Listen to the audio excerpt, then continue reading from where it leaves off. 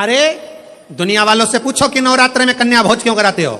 दुनिया वालों से पूछो कि नवरात्र में बेटियों को क्यों ढूंढने जाते हो। दुनिया वालों से पूछो कि नवरात्र की अष्टमी और नवमी पर कन्या का पूजन क्यों करते हो।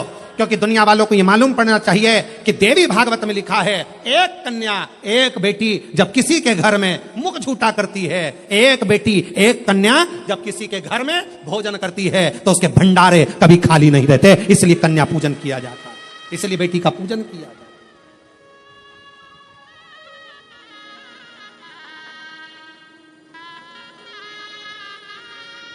और आज के जमाने में लोग मंदिर में जाकर भगवान से कहते हैं, भगवान ओ भगवान हमारे घर में एक बेटा दे दो, एक बेटा।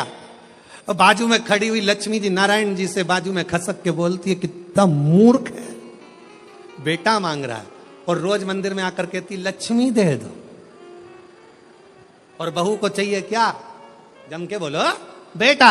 और रोज मांगती क्या है, बोलो लक्ष्मी।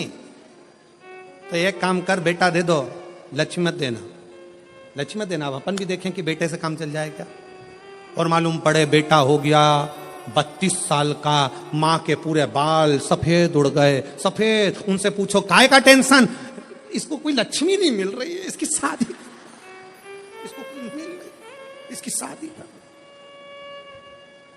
लक्ष्मी जी से कहा, आप जाओ ना, इसके घर में शादी करना है बेटे की, कोई लक्ष्मी। तो इसने मांगा ही था कि मेरे को बेटा दे दो, बेटा दे दो। लक्ष्मी नहीं मांगी थी, बेटा मांगा था। तो कोई तो इसके घर में शादी करेगा। तो कहां करेगी, आएगी।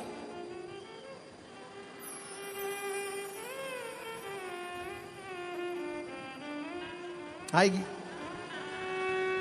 पावागढ़ वाली आएगी। तुलजा आई, इसके घर में आई,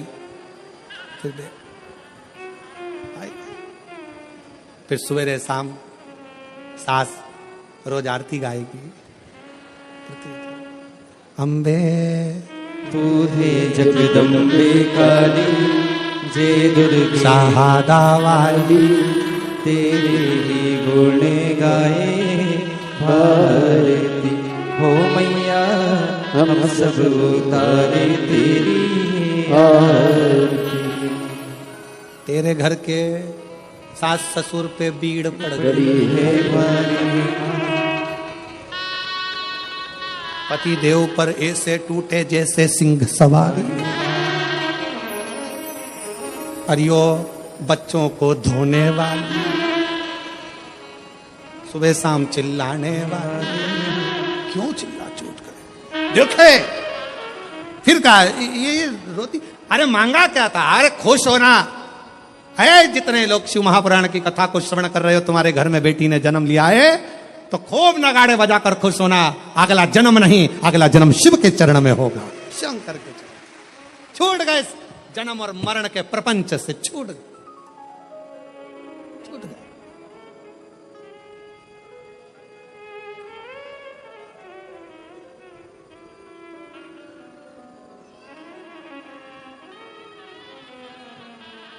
छूट गए जन्म और मरण के प्रपंच से छुटकारा मिल गया। बेटी बेटी बेटी।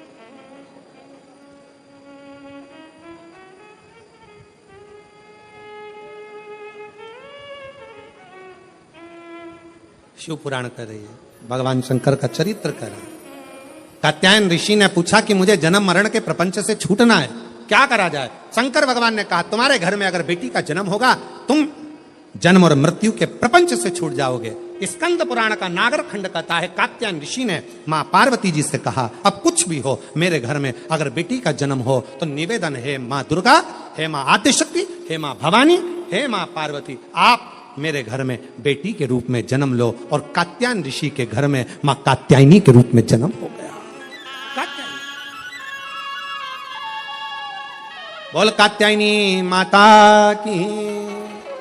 कात्यायन ऋषि के यहां कात्यायनी माता का जन्म हो गया, कात्यायनी माता का प्रागट्य हो गया, कात्यायनी माता की स्मरणता, कात्यायनी माता का भजन, कात्यायनी माता की कीर्ति। कात्यायनी माता बाल्य अवस्था से ही भगवान शिव की आराधना में लीन रहती है। कात्यायन ऋषि उनको देखते हैं, देखते।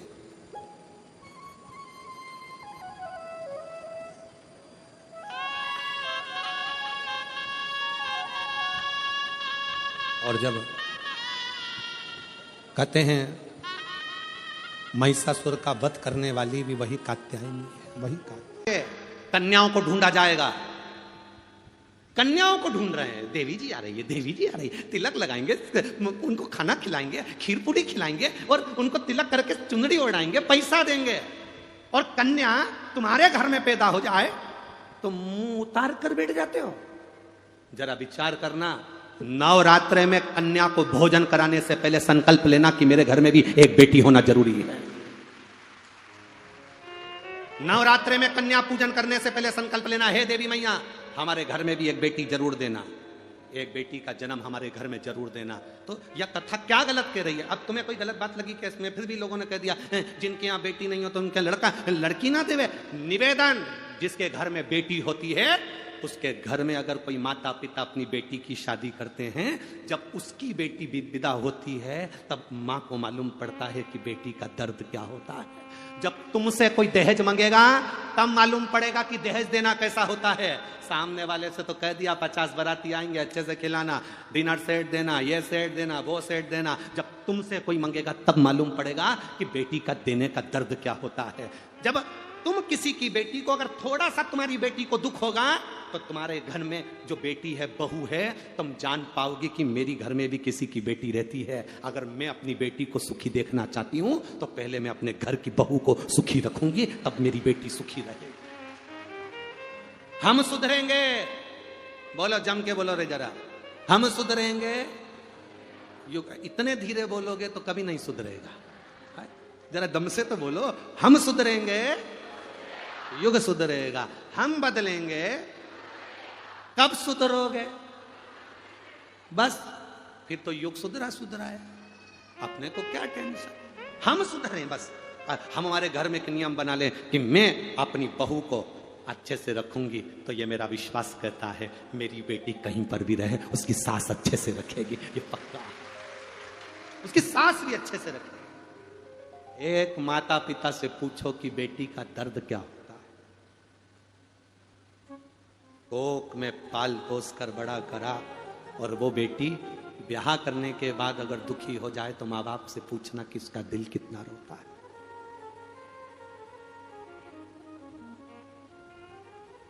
उसका दिल कितना रोता है, उसका हृदय कितना रोता होगा, उसका मन कितना रोता होगा, विचार करना जरा।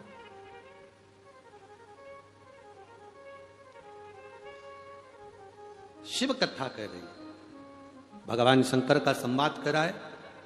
ब्रह्मा जी ने कहा तुम्हारी पत्नी वीरणी जब अपनी इतनी लड़कियों को पाल सकती है, श्रृंगार कर सकती है, पोष सकती है, तो मेरा विश्वास करता है कि तुम्हारी पत्नी वीरणी गाय को भी बेटी मानकर उसको अपने पास रख सकती है और गौ माता की सेवा कर सकती है। दे दो। दक्ष प्रजापति ने कहा मैं अपनी धर्म पत्नी वीरणी से पूछना चाहता हूं, तुम्हें ये बेटी मिलेगी, तुम इस बेटी का सम्मान करोगी, आदर करोगी, सत्कार करोगी? तुम्हें सुरभि कामधेनु गाय मिल रही है, तुम इस बेटी का आदर करोगी? वीरणी को बुलाया गया और वीरणी ने आते से ही जब गौ माता को देखा, सुरभि को देखा, कामधेनु को देखा, इतनी सुंदर सुरभि गाय, इतनी सुंदर कामधेनु। अब सुरभि कामधेनु थी, सुरभि का एक भाव था कि वो अपने स्त्री स्वरूप में आ जाती थी। सुरभि की सबसे बड़ी बात यह थी कि उससे जो मांगा जाता था कामधेनु गाय से, वो दे देती थी। किसी ने भोजन मांगा, दिया, सेना मांगी, दिया, कुछ मांगा, दिया। और कभी वो सुरभि, वो कामधेनु, वो अपने स्त्री स्वरूप में दो चोटी बांधकर, सुंदर स्त्री का स्वरूप, हाथ में ग्रास लेकर, एक हाथ में कमल का फूल लेकर, दूसरे हाथ में उसने ग्रास रख रखा है, एक हाथ में कमल का फूल रख रखा है, तीसरे हाथ में कमंडल रख रखा है, चौथे हाथ से वो आशीर्वाद दे रही है। ऐसी सुरभि माँ, ऐसी माँ कामधेनु अपने स्त्री स्वरूप में आ जाती थी। तो माँ ने देखा, वीरणी ने देखा, इतनी सुंदर बेटी अगर मुझे मिल रही है तो मेरी 7 बेटियों के साथ ये बेटी भी मेरे लिए पूजनीय होगी और इसको मैं पाल पोस कर बड़ा करूं। ये बेटी मुझे दो। वीरणी देखते से ही ब्रह्मा जी से कर रही है, ये गौ माता मुझे दे दो, ये सुरभि मुझे दे दो, मेरी बेटियों में ये बेटी शोभायमान होगी, इस बेटी की शोभा होगी। छोटी सी सुरभि माँ, छोटी सी कामधेनु गाय, छोटी सी बेटी आज वीरणी लेकर चल दी धीरे धीरे धीरे धीरे उसको बड़ा करने लगी, बड़ा कर, धीरे धीरे बड़ा कर रही। जैसा लाड़ अपनी बेटियों से लड़ाती है वैसा लाड़ अपनी सुरभि से लड़ाती है, बिल्कुल बेटी जैसी, बेटी की तरह। एक स्त्री के स्वरूप में वो कामधेनु रह रही है, वो बेटी के स्वरूप में वो सुरभि रह रही है, बिल्कुल सुंदर, छोटी सी, लहंगा पहनी, चोली पहनी, बिंदी लगाई, कानों में कुंडल पहनी, गले में माला पहनी, सुंदर आदत। और जिस घर में बेटियों की किलकारी गूंजती है उस घर में यमराज की गदा कभी नहीं गूंजती है। बेटियों की किलकारी गूंजना चाहिए। घर में अगर बेटी जन्म ले तो बेटे के जन्म से ज्यादा उत्सव बेटी के जन्म का मनाना, क्योंकि बेटा एक कुल को तारता है और बेटी दो कुल को तार कर चलती है। बेटे के जन्मदिन पर जितने फटाके फोड़ो उससे दुगने फटाके बेटी के जन्मदिन पर फूटना चाहिए। पर करें क्या महाराज, बेटा हो जाता है तो लोगों को कहे बेटा हो गया, छोरा हो गया, छोरा हो गया, और बेटी हो जाए तो हाथ में जो दूध की टंगल रहती वो भी नहीं हिलती, तो मुंडा क्या खा खिले। बेटी हो, किसी किसी के यहां तो करोड़ों का धन होता है और बेटी हो जाए तो ऐसा मुंह उतर जाता, करोड़ों का धन, और उसके बाद भी बेटी हो गई। महाराज जी बेटी हो गई। हमने कहा भगवान की बड़ी कृपा हो गई, तुम्हारे घर बेटी हो गई, इतना सारा धन है, कम से कम कन्यादान में लगाओगे तो कोई पाप भी करा होगा तो पुण्य में तो बदल जाएगा। अच्छा है बेटी हुई है, यह पुण्यता है तुम्हारी, यह आनंदता है तुम्हारी। सुरभि, अब सुरभि के माता पिता कौन है? दक्ष प्रजापति और माता वीरणी, ये कामधेनु सुरभि के माता पिता। पाल पोस कर बड़ा कर रहे थे। एक दिन पाल पोस कर बड़ा करते करते वीरणी से आज सुरभि ने कहा, मां मां, बोलो क्या बात है? सुरभि कहती है, मां मुझे भगवान नारायण स्वर्ग में बुला रहे हैं, क्या मैं जा सकती? वीरणी ने कहा, तू इतनी छोटी, तुझे भगवान विष्णु क्यों बुलाएंगे? मां, भगवान विष्णु और लक्ष्मी जी में झगड़ा चल रहा है। क्या झगड़ा चल रहा है?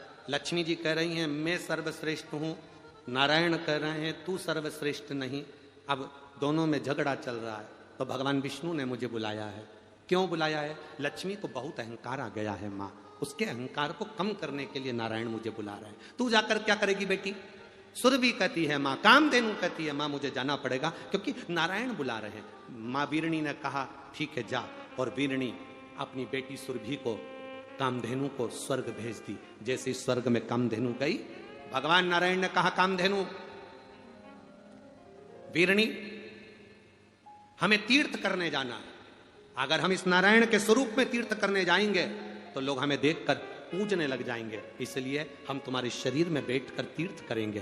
33 कोटि देवताओं को माता सुरभि ने अपने शरीर में बिठा लिया, भगवान नारायण तीर्थ करने ले गए। 8 दिन तक नारायण स्वर्ग नहीं आते, 10 दिन निकल जाते, भगवान नारायण स्वर्ग नहीं आते, तो लक्ष्मी जी को टेंशन बढ़ा कि मेरा पति आखिर जाता कहां है, भगवान विष्णु आखिर जाते कहां है। लक्ष्मी जी को टेंशन बढ़ा, लक्ष्मी जी को चिंता बढ़ी कि नारायण कहां गए, नारायण पहुंचे कहां है। अब तो सारे देवता गौ माता के अंदर बैठते तीर्थ करने चले जाते।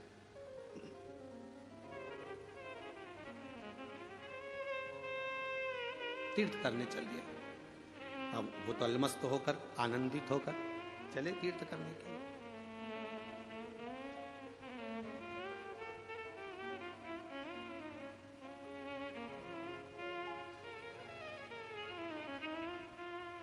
और तीर्थ करने जाते सारे देवता घूमने में लग जाते। महाराज सारे देवता, नाम का स्मरण अपने पास में रखिएगा। चलो सब लोग बोलेंगे, पहला नाम कौन सा है? अर्पणा, और दूसरा नाम कौन सा है? तिलकेश्वरी। दो पार्वती जी के जो 2 नाम हुए हैं ये बड़े विशेष हैं। एक अर्पणा नाम, कभी कभी कोई बच्चा शरीर से कमजोर है बहुत ज्यादा, उसका शरीर उठता है, खड़ा होता है, गिर जाता है, पांव काम नहीं कर रहे, हाथ काम नहीं कर रहा, शरीर से बहुत दुर्बल है, बहुत कमजोर है, बहुत ज्यादा कमजोर। तो शिव महापुराण में अर्पणा नाम की महत्वता कही गई। सप्त बेलपत्र के कमल बनाना है, थोड़ा समझिएगा। सप्त बेलपत्र का कमल दल बनाना है। सप्त बेलपत्र का कमल दल कैसे बनेगा? जैसे सारी डंडियों को एक साथ कर लो और फिर उसको फैला लो, उसको सप्त बेलपत्र को चारों तरफ कमल दल जैसा, समझ में आ रहा है ना? उस पहले बेलपत्री को सब इकट्ठी कर लो, एक के साथ एक, 7 बेलपत्र एक के ऊपर एक रखकर इकट्ठी करो, और एकाग्रित करने के बाद उन बेलपत्र को चारों तरफ, डंडी बीच में हो और पत्तियों को चारों तरफ घुमा लो, उसको 7 बेलपत्र को कमल दल बना लीजिए। और अर्पणा माँ जगत जननी अर्पणा माता के नाम से किसी भी शिवालय में प्रदोष के समय पर, प्रदोष काल में उसको समर्पित कर दो। 7 ही चावल के दाने उस पर समर्पित कर दो, 7 चावल के दाने और 7 बेलपत्र वापिस लेकर दो। चावल का दाना सुबह के समय पीस कर या भोजन में मिलाकर, वो जो कमजोर बच्चा है, जो शरीर से बहुत कमजोर है, कोई अगर लकवे से ग्रसित हो जाता है, कोई पैरालिसिस हो जाता है, कोई का शरीर एकदम दुर्बल, कोई बीमारी के कारणवश हो जाता है, नहीं काम करता, उसके लिए भी काम करेगा।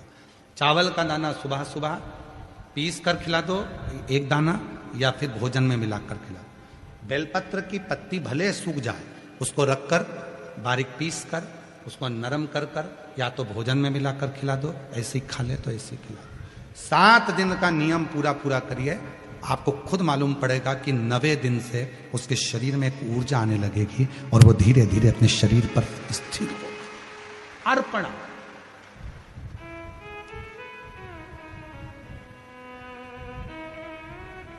मां जगत जननी अर्पणा हो गई थी, और जब पूर्ण तरह से मां अर्पणा हो गई तब भगवान देवादिदेव महादेव उसी जगह पर प्रकट हो जाता है। हाथ की अंजलि में मां अर्पणा के 7 बेलपत्र हाथ में रह जाती है, और मां पार्वती की सहेली गजमुखी के पास में धान का पात्र रह जाता है। गजमुखी के पास में धान का पात्र है। पार्वती जी की सहेली थी गजमुखी, शरीर नारी का था, चेहरा हाथी का था, गजमुखी थी।